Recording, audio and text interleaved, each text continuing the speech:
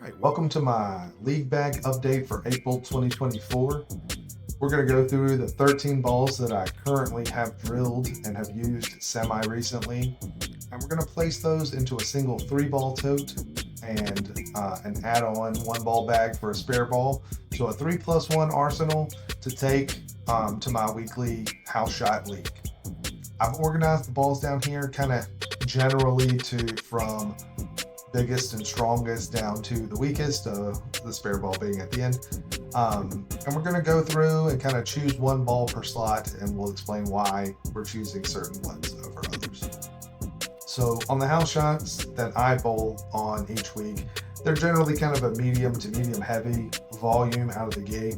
They do transition a little bit, so by game 3, if we've got some bowlers with some higher rev rates, they can get chewed up a little bit, and you do need to move to some cleaner pieces. So that's kind of what we know going in. We know that we're a medium to medium low on the rev rate side of things, and kind of a medium speed bowler. I'm about 17 miles an hour off my hand, and somewhere around 300 revs. That can be a little lower some days, a little higher some other days, but we'll say plus or minus right around 300. So knowing our stats, knowing the conditions that we bowl on, let's make some picks as to what to put in the bag.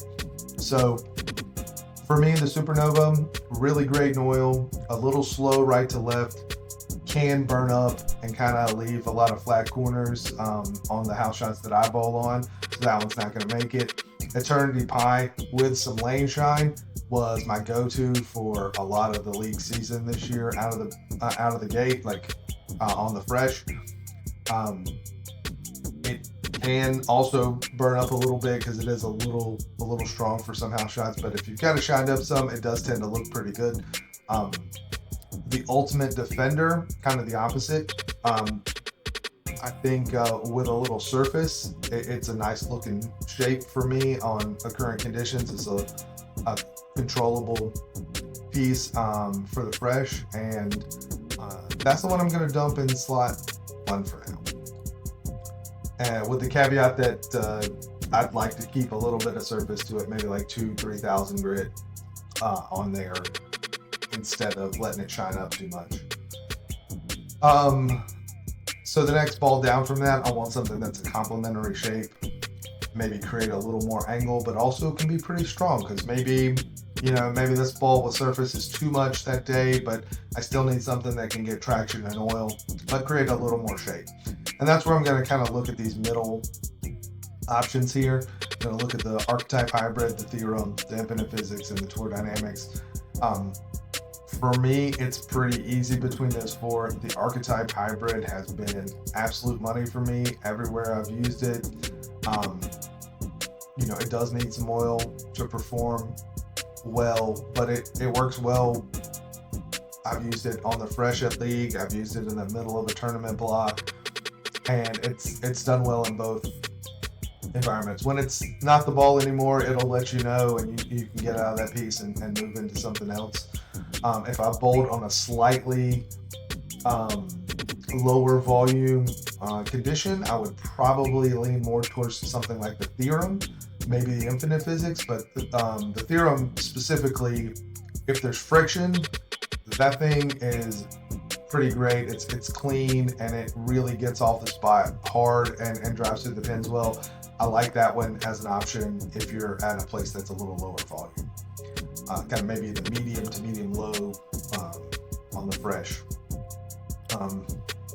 Again, we're going to go with the Archetype Hybrid in that slot. So that leaves the 3rd slot, which we could pull from some of these if we wanted, but we're probably going to lean down here towards these last few options. Sensor Solid, kind of great, but it's pretty strong. Kind of sanded cover out of the box. Might have to shine it up as a slot 3 type of ball, so that's not something I want to look at. IQ Tour is a great option, but I just don't use that one as often anymore, so I have a hard time picking it. Kinetic Cobalt, really, really great ball, controllable.